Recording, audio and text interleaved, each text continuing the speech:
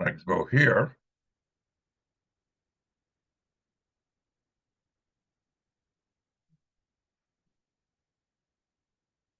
And it's all yours. Does it play? Yeah, it'll play. You just hit the play button here. Down here, you hit this, and it'll play right from here. So you want to do a little introduction?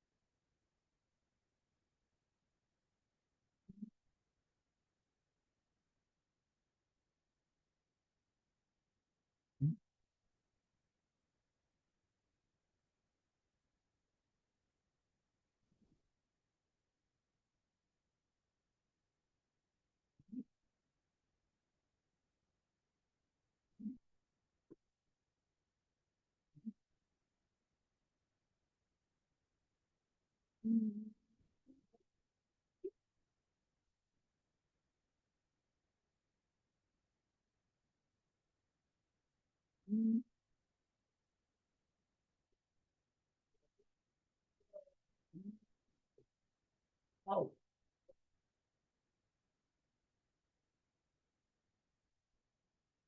Cookies, that's it.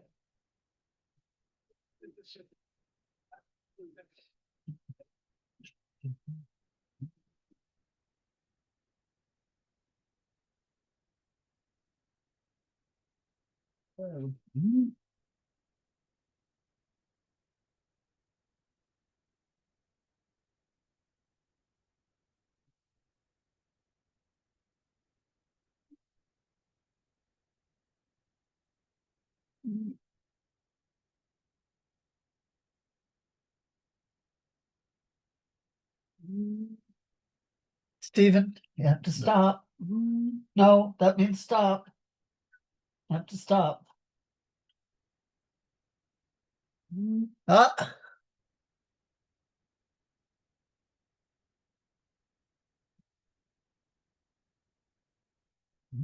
Ah.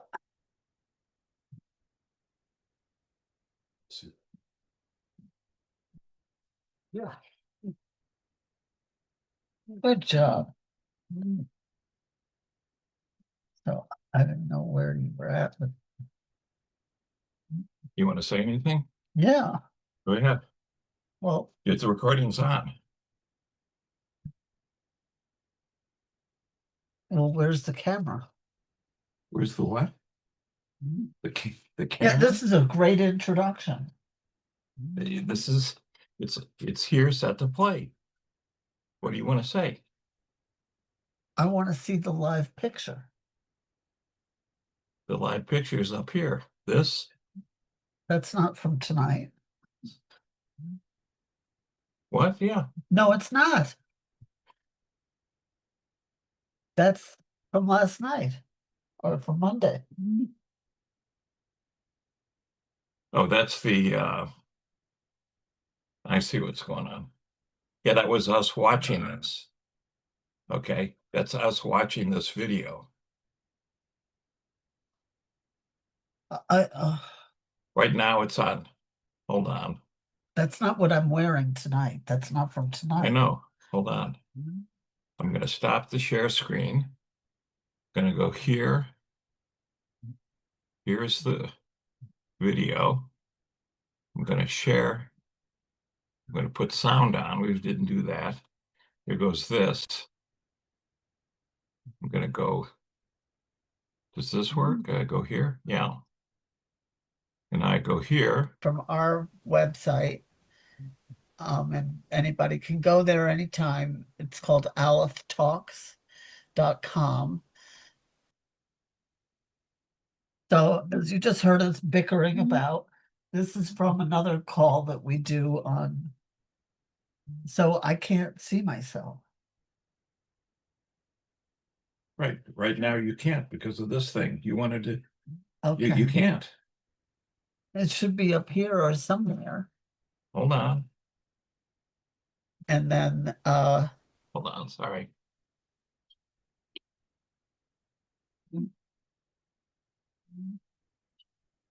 all right, Pull it forward.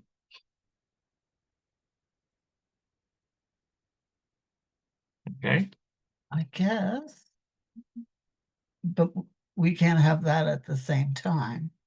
we can only have this, and this thing is blocking out our picture. Okay, that's what's happening. There's nothing I can do about that. Okay, I don't know, I guess. well, what do you want to say? You want to say, We do another call, another podcast on Monday nights with a group based in Michigan. The founder and leader of it just passed away a few months ago, so it hasn't quite been sorted out.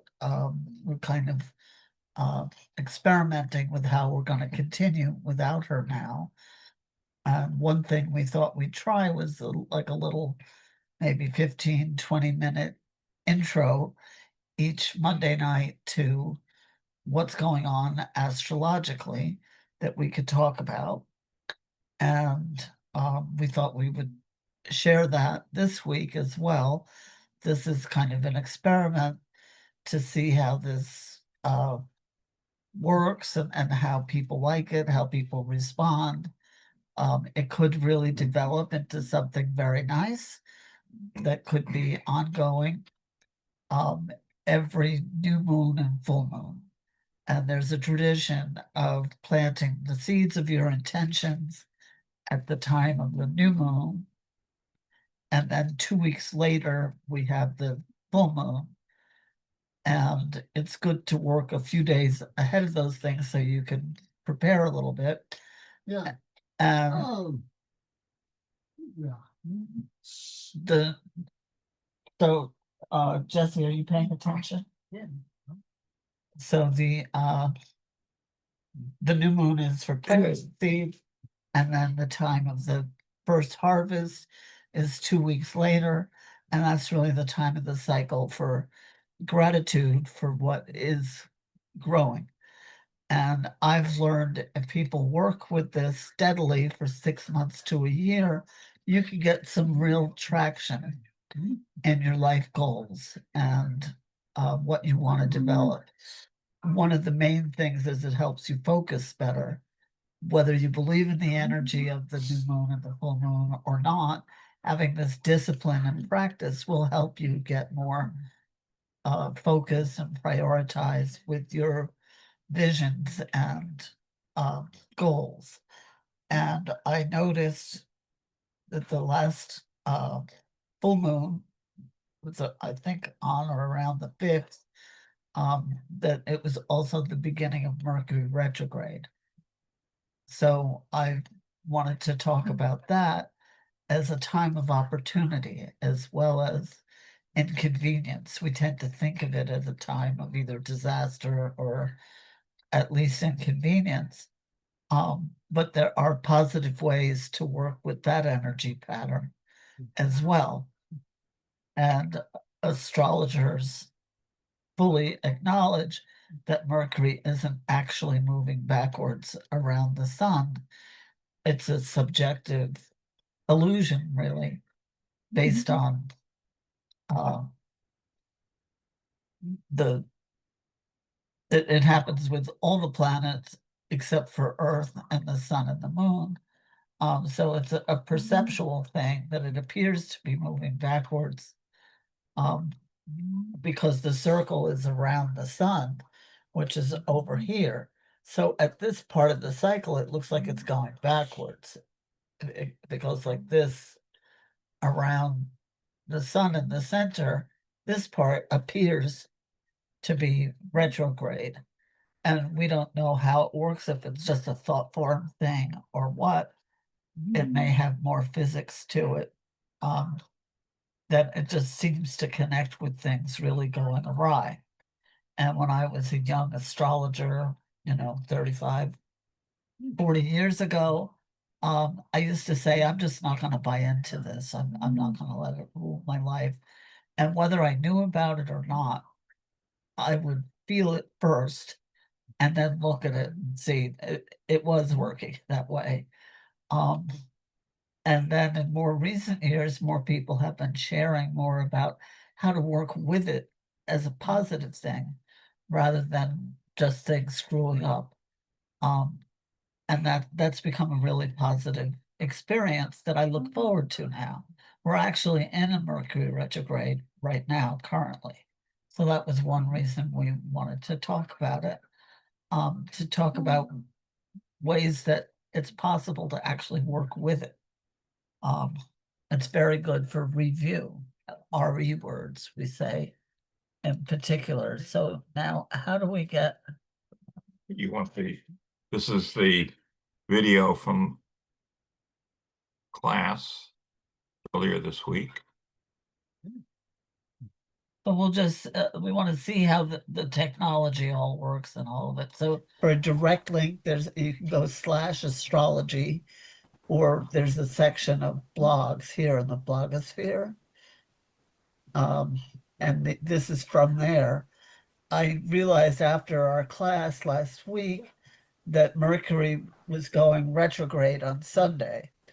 So I thought it might be interesting to talk about that. Most people think it's just a time of the month or the year to, just stay in bed and avoid everything and keep the covers over your head. But there are actually ways to work with it in a positive way. So that's something I like to share with people. And we were also talking about possibly working with the regular cycle of the new moons and the full moons.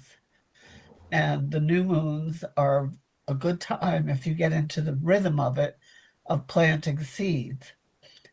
And 2 weeks later, the full moon occurs. And that's a time to kind of gather your harvest and check in and see where you're at with your intentions. And if you do this for about 6 months, you can really get some traction in your life with your visions and desires and intentions.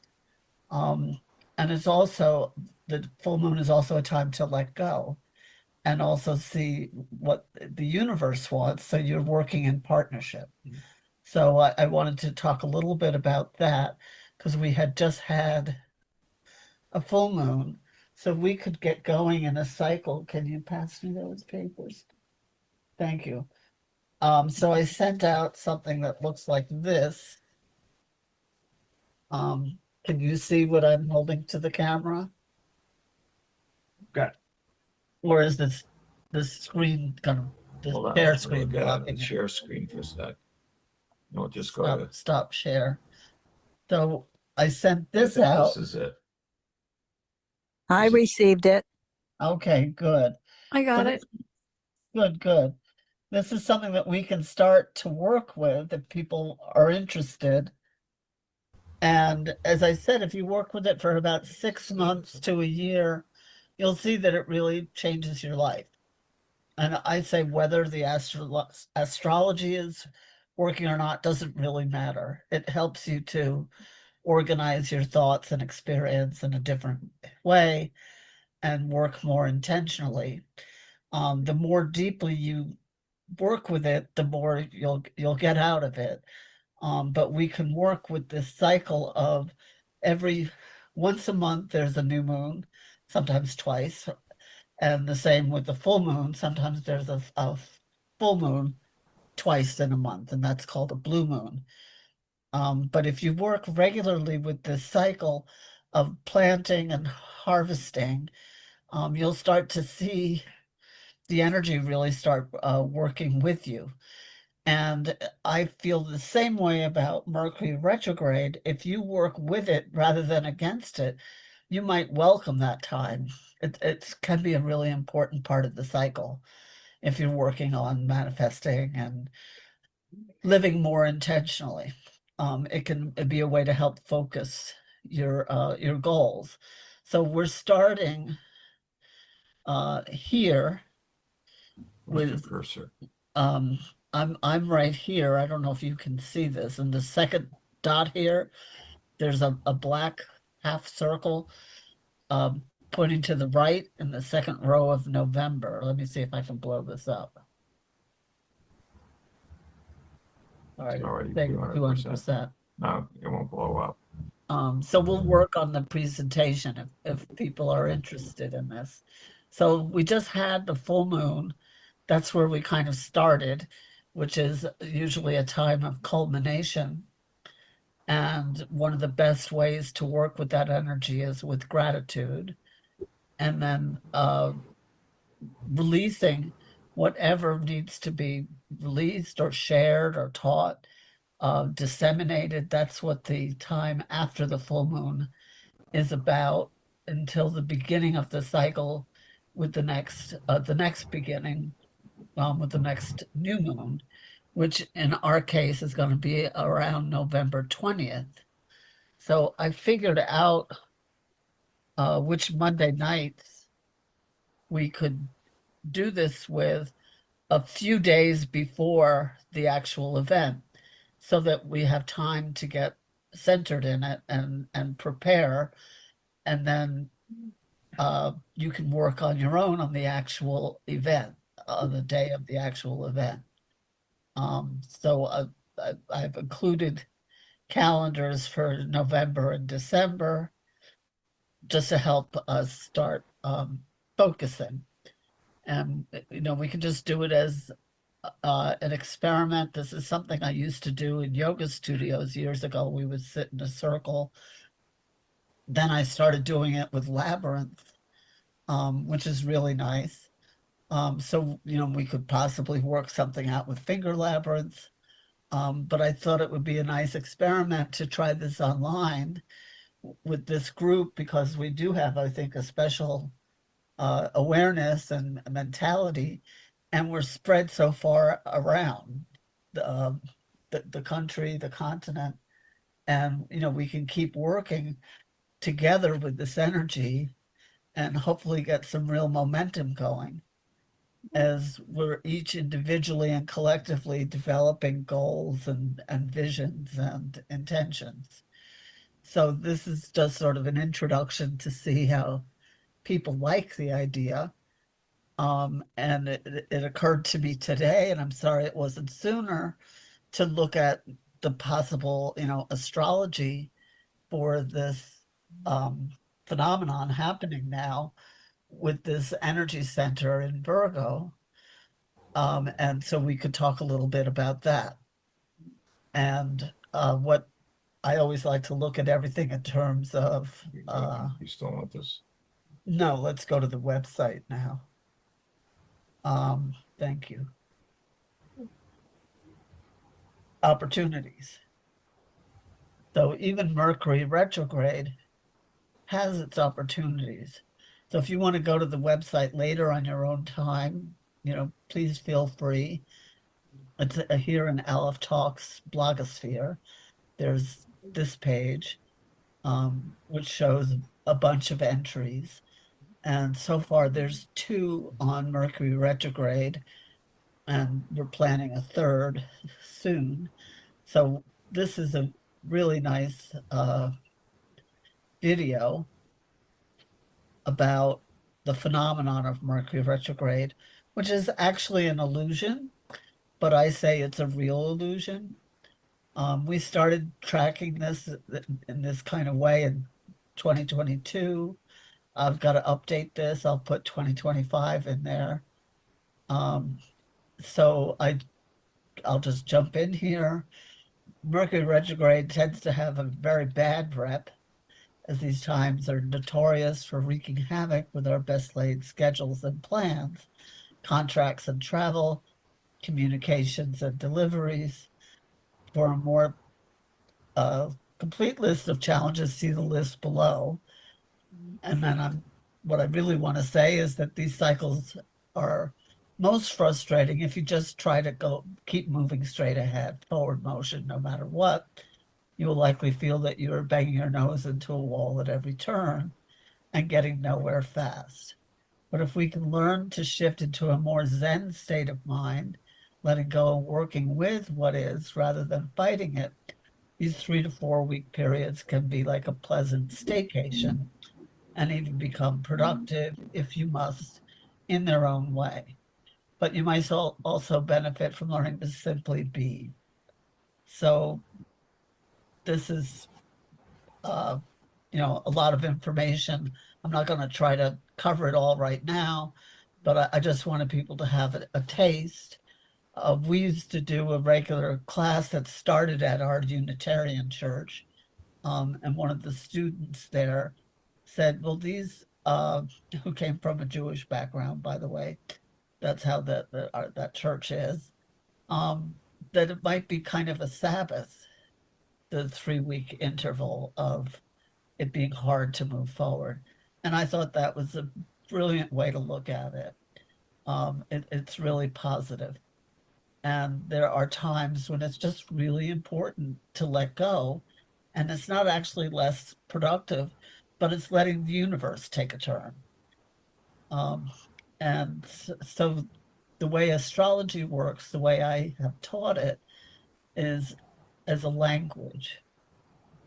And here there's some inserts with keywords that I think are very helpful to learn. So this is the symbol for Mercury. This is the symbol for Gemini. And those both correspond with the third house in the chart, which is those pi wedges that you see in the circle. And these are keywords. Some of them are the same, and a lot of them are different, but similar, to help learn the language. When he's coming in. Oh, okay, we've got people still arriving. So this is just to give you a taste. If you want to look at the website in your own time, you're more than welcome. But this is the kind of thing we could do slowly, week by week, if people are interested.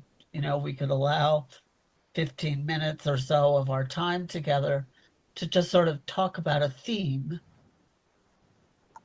of what's going on right now. So Mercury retrograde is topical right now, and so is this 3-eye Atlas, 3-eye Atlas, which is in Virgo. which is in the sign of Virgo, which is ruled by Mercury. And I don't think at all that it's a comet. I'm very attuned to the energy of the comet. We do have an orbit. It was identified in the 70s, known as Chiron. And I feel that energy very strongly. It's very strong to my own chart, and a lot of people that I work with and communicate with have strong chirons. It's very strong in my personality and my history. This energy doesn't feel anything like that to me. And comets are really mostly ice, mostly water and ice. And this energy feels very, very different. It's said to be a lot of nickel, which I've just been reading about. And I think it can be very good to look, I say, with like kind of a squinted eye at the scientific information, and squint one eye and get other kinds of insights on another level. And so I've been looking into what nickel represents. So now I'm going to see if this will go back. Sometimes it won't. What are you doing? I'm trying to go back to the, here. Okay. So this is all in this article here. So Mercury is said to rule sales and commerce. So those things are especially challenging at that time of year, or it happens 3 or 4 times a year. So you try to avoid contracts and sales and things like that at that time, and sometimes you just can't. So then you just have to see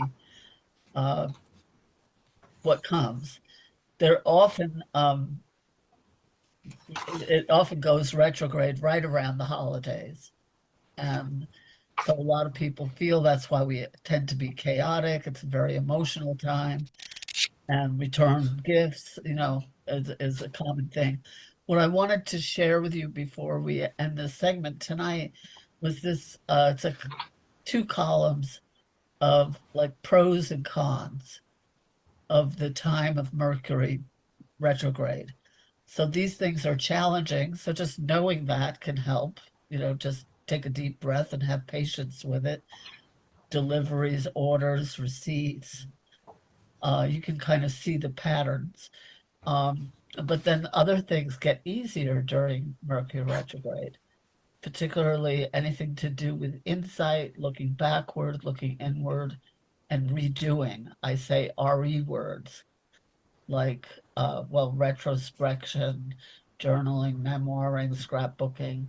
These kinds of things are all enhanced by this time of year.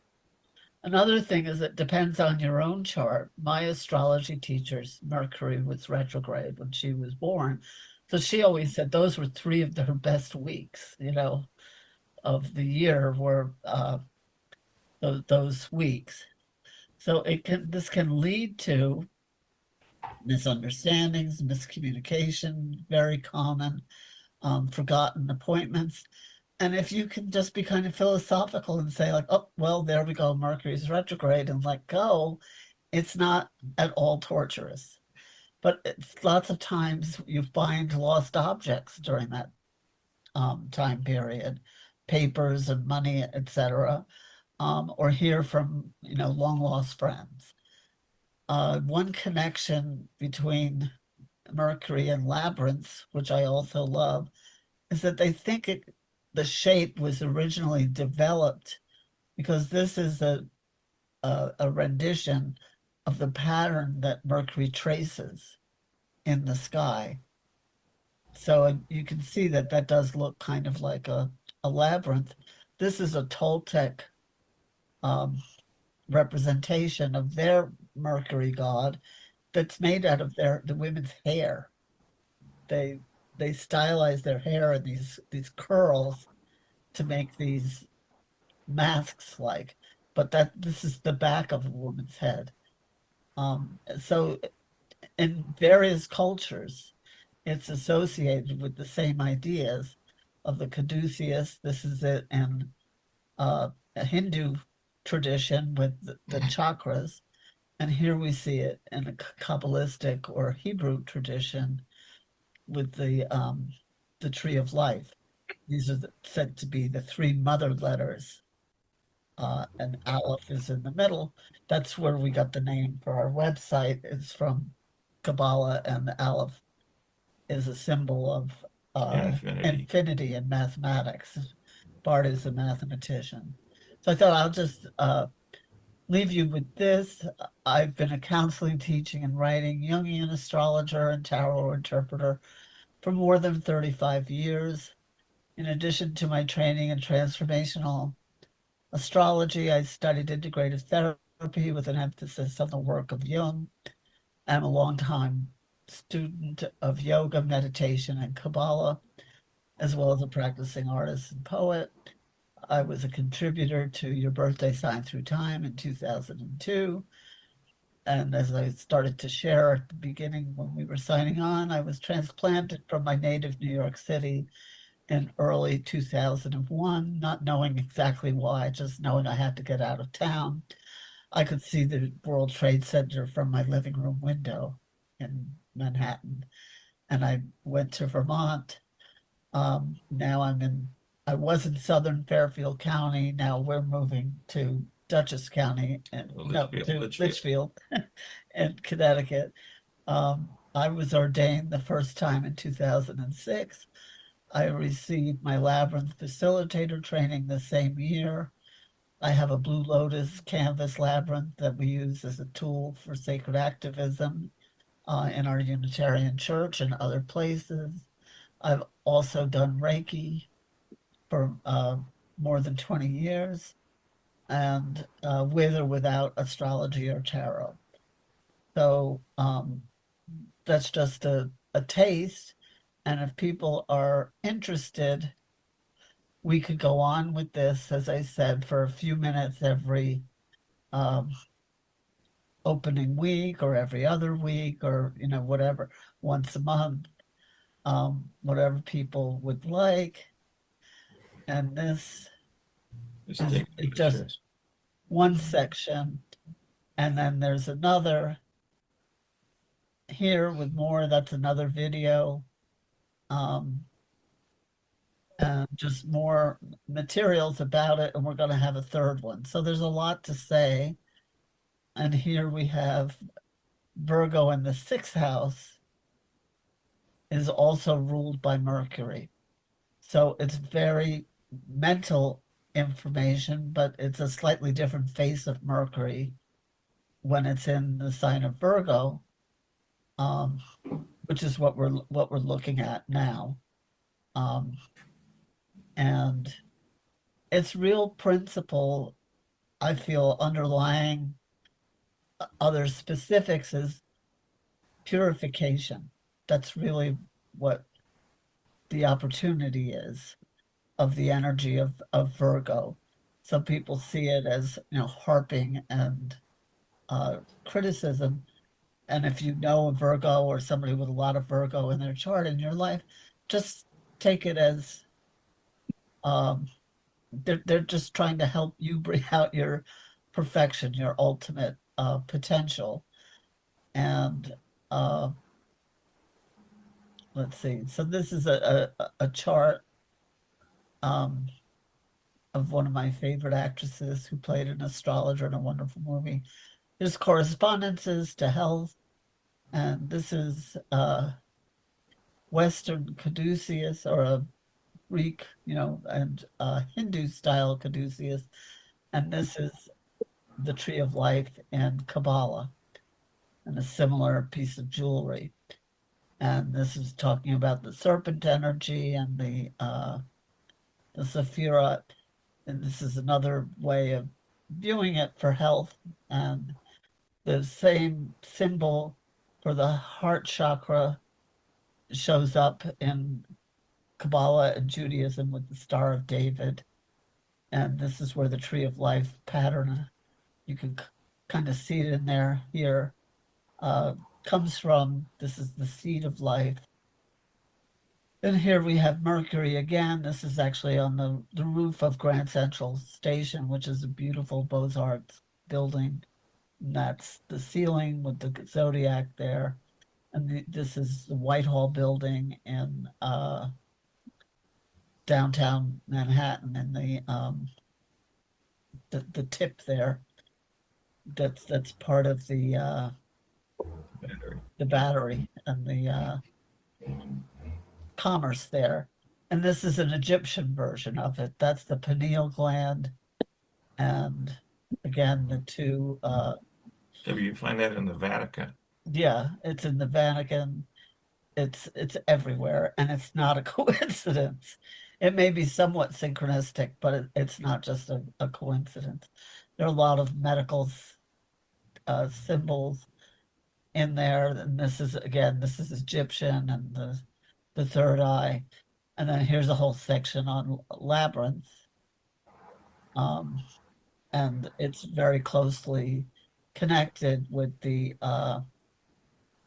symbolism of Mercury. So, I just wanted to add one thing because people wonder why are we even talking about astrology? Isn't that all hokum? And up until the Enlightenment, if you go back to Sumer and India and China and everything else, there always were court astrologers, and it was a requisite thing to study. And you'd ask yourself, well, why are they all studying this? And why did it fall out of favor? Well, it appears in the Enlightenment that people said, well, these planets are just so far away, they couldn't possibly have any impact on us. And that's exactly false. And the reason is something called resonance. We use resonance every day. For example, we all have one of these phones, and I can talk to anybody on Earth. I talk into it, and it resonates through some network to reach whoever it is I'm trying to talk to. You use it all the time. Well, why is it out of the question that each of these planets wouldn't have some entity. We talk about Gaia for Earth, but each of the other planets and the sun and the moon could all have sentient entities, and they could be all interacting with one another, and we resonate with them in some certain way.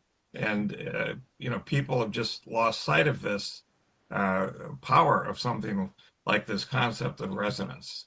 And that's what Three Eye Atlas is probably doing, is it's broadcasting, and some of us are resonating more than others with whatever it is it's broadcasting. So with that, we will go to Jerry. I'm going to get this off here. And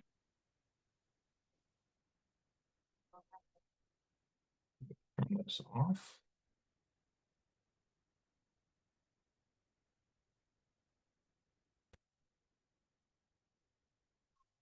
And I'm going to stop the recording.